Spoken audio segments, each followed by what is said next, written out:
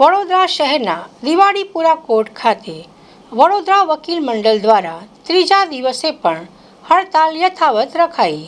ત્રીજા દિવસે પણ હડતાલ યથાવત રાખી ઘંટ વગાડી અને ચક્કાજામ કરી વિરોધ પ્રદર્શન કર્યું હતું. જ્યાં સુધી વકીલ મંડળની માંગણી પૂરી કરવામાં નહીં આવે ત્યાં સુધી હડતાલ યથાવત રહેશે. સાથે જ તમામ વકીલો રોડ રસ્તા પર ચક્કાજામ કર્યા હતા અને કોર પરિસરમાં પણ જઈને લોકોને હડતાલમાં જોડાવા આગ્રહ કર્યો હતો, જેમાં ખાસ ઉપસ્થિતિમાં બરોડા એસોસિએશનના પ્રમુખ હસમુખ ભટ્ટ તથા જનરલ સેક્રેટરી રીતેશ ઠક્કર તથા ઉપપ્રમુખ સ્નેહલ સુતરિયા તથા બરોડા બાર એસોસિએશનના તમામ સભ્યોની હાજરીમાં આજે દિવાળીપુરા કોર્ટના ગેટની બહાર ઘંટ વગાડી અને ચક્કાજામનો કાર્યક્રમ યોજાયો હતો. હલો, એકચ્યુઅલી આ જે પરિપત્ર છે તે પરિપત્ર ખરેખર વકીલોની કાર્ય પદ્ધતિને ખૂબ જ નુકસાન પહોંચાડે છે અને એને લીધે વકીલો ખૂબ હેરાન પરેશાન થાય છે. અને આ પરિપત્ર વહેલામાં વહેલી તકે પરત ખેંચવામાં આવે તો ફરીથી આ તમામ કોર્ટો ચાલુ થઈ શકે સારી રીતે, યોગ્ય રીતે. બરાબર, એટલે મારી તો તમામ ઉપરી અધિકારીઓને મારી દરખાસ્ત છે કે વહેલામાં વહેલી તકે આનો અંત આવવો જોઈએ અને જે પહેલા ચાલતી હતી એ પદ્ધતિ ચાલુ રાખવી જોઈએ.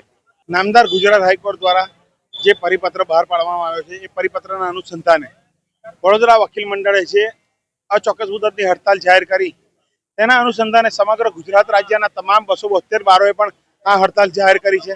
અને આજે આ A4 સાઇઝના પેપર ઉપર પ્રિન્ટ કરીને એ જે તે નક્કી કરેલા ફોન્ટ્સમાં પ્રિન્ટ કરીને નામદાર કોર્ટમાં જે કંઈ દાવા અરજીઓ છે કે જે કંઈ અરજીઓ છે જે કંઈ જામીન અરજીઓ છે વોટ એવર એ બધું દાખલ કરવાનો જે નિર્ણય પરિપત્રથી આવ્યો છે એ નિર્ણયથી સમગ્ર રાજ્યના જે વકીલો છે એ ખૂબ જ નાખુશ છે.